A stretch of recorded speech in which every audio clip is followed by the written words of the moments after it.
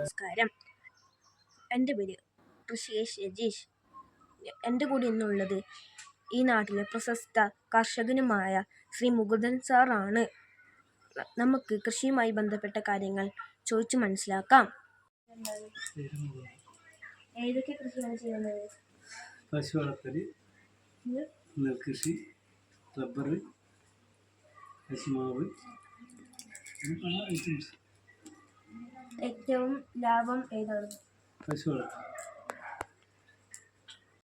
താങ്കൾ ഈ കൃഷിയിൽ എത്താനുള്ള സന്ദർഭം? ലാഭകരമായി കൊണ്ടുപോകാൻ പറ്റുന്ന കൃഷിയാണ് തോന്നിയുകൊണ്ട് പശു വളർത്തൽ വരുന്നത്. താങ്കൾ എത്ര വർഷമായി കൃഷിയിൽ ഇറങ്ങിയിട്ട്? 35 വർഷം.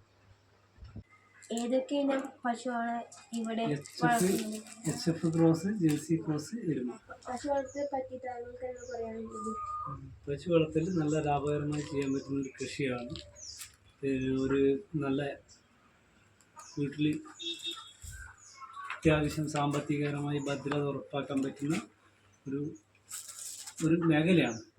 പാലുൽപ്പന്നങ്ങളും പിന്നെ ചാണകവും ബയോഗ്യാസ് പ്ലാന്റും മൂത്രം കൊണ്ടുള്ള വെർമി കമ്പോസ്റ്റ് അങ്ങനെയുള്ള പിന്നെ ഉൽപ്പന്നങ്ങൾ ഉണ്ടാക്കാൻ പറ്റും. പാലിനെ കൊണ്ട് പിന്നെ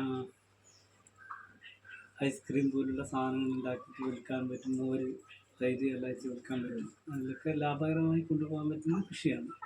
പിന്നെ 1-2 പശു വളർത്തുന്നതാണെങ്കിൽ അവർക്ക് ബയോഗ്യാസ് പ്ലാന്റ് ഉണ്ടായി കഴിഞ്ഞാൽ വീട്ടിലെ പാചകവാതക ആവശ്യങ്ങളെല്ലാം നിറവേറ്റാൻ പറ്റും. മൊത്തത്തിലും ജീവിതത്തിൽ കൊണ്ടുനടക്കാൻ പറ്റുന്ന നല്ലൊരു ഉപാധിയാണ് പശു വളർത്തൽ. മൊത്തത്തിൽ എല്ലാ കാര്യത്തിലും നോക്കിയാലും ലാഭകരമാണ്.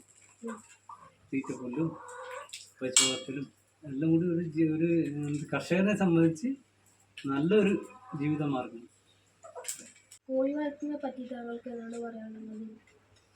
കോഴി വളർത്തൽ നാട്ടിൽ ഇളക്കി വളർത്തുന്ന കോഴികളുണ്ട്, ബ്രോയിലർ കോഴികളുണ്ട്, താറാവുകൾ. ഇതെല്ലാം വീടുകളിൽ കൊണ്ടു നടക്കാൻ പറ്റുന്ന സംഭവമാണ്.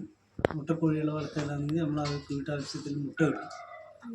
ഇളക്കി വളർത്തി കഴിഞ്ഞാൽ നല്ല പിന്നെ അധികം ചിലവില്ലാതെ ലാഭകരമായിട്ട് കൊണ്ടു നടക്കാൻ പറ്റുന്നൊരു സംരംഭമാണ് മുട്ടക്കോഴി കൃഷി.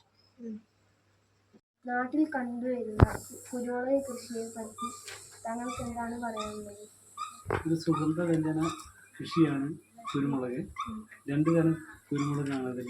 ഒന്ന് പന്നീർ വണ്ണും പിന്നെ കരിമുണ്ടി. പിന്നെ പുതിയതായി വികസിപ്പിച്ചെടുത്ത ഒട്ടിച്ച തൈകളും കിട്ടാനുണ്ട്. പ്രത്യുൽപാദന ശേഷിയിൽ ഒട്ടിച്ച തൈകളും കിട്ടാനുണ്ട്. നല്ല വിളവെടുപ്പ് ചെയ്യാൻ പറ്റുന്ന നല്ല ചെറിയ പിന്നെ കുറ്റിച്ചെടിയായും വളർത്താൻ പറ്റുന്നൊരു ചെടിയാണ് കുരുമുളക്. ലാഭകരമായി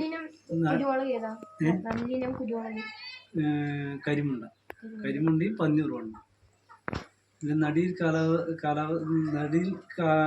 നടുന്ന സമയം മഴക്കാലത്താണ്. വേനൽക്കാലത്ത് വേര് പിടിപ്പിച്ച് കൂടുതൽ വേര് പിടിപ്പിച്ചിട്ട് മഴക്കാലത്ത് തൊയ്ക്കാലിന് നാട്ടിക്കൊടുക്കും. അതായത് പ്ലാവ്, മാവ് അങ്ങനെയുള്ള വൃക്ഷങ്ങൾക്ക് ചുവട്ടിൽ വെച്ച് കൊടുക്കും. അത് വളവും പരിചരണം കൊടുക്കുമ്പോൾ വളർന്നു കയറി പറ്റിപ്പിടിച്ച് വളർന്നു കയറും. ലാഭകരമായി കൃഷി ചെയ്യാൻ പറ്റുന്നത് നല്ല സുഗന്ധവ്യഞ്ജന കയറ്റുമതി ചെയ്യുന്ന ഉൽപ്പന്നമാണ് കുരുമുളക്. നമ്മുടെ നാട്ടിൽ പൊതുവായിട്ട് കൃഷി ചെയ്യുന്നത് ജയ, പിന്നെ ജ്യോതി,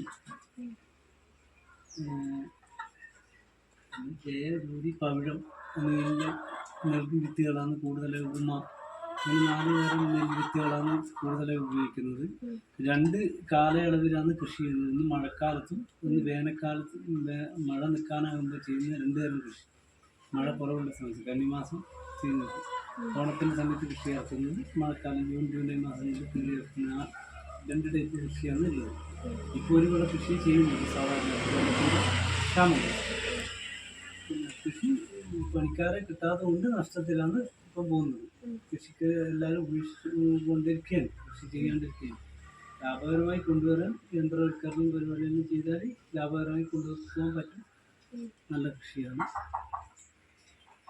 നല്ല ഭക്ഷണം കഴിക്കാം. പിന്നെ കൃഷിനെ കൊണ്ടുള്ള ലാഭം.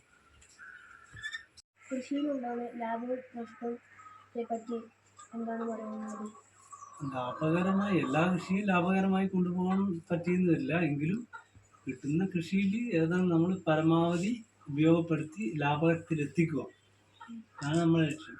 പശു വളർത്തലായാലും കോഴി വളർത്തലായാലും തീറ്റ ചെലവ് കുറക്കുക. പശുവിൻ്റെ തീറ്റ ചെലവ് നമ്മൾ സ്വയം കണ്ടെത്തുക. അതുപോലെ കോഴീനെ ഇളക്കി വളർത്തി നമുക്ക് വേസ്റ്റ് വരുന്ന ഭക്ഷണ സാധനങ്ങളും മറ്റും ഇട്ട് കൊടുത്ത് കോഴികളാണ്. അങ്ങനെയാണ് ലാഭകരമായിട്ട് കൊണ്ടുപോകാൻ പറ്റും. നഷ്ടമില്ലാത്ത രീതിയിൽ കൊണ്ടുപോയാൽ ഒരു കർഷകനെ സംബന്ധിച്ച് വിജയകരമായി പൂർത്തീകരിക്കാനാവും ഏത് സംരംഭം. ഇത്രയും നേരം എൻ്റെ ചോദ്യങ്ങൾക്ക് ഉത്തരവ് നൽകാൻ നാട്ടിൽ നന്ദി. ആയിക്കോട്ടെ, താങ്ക് യു. ശരി.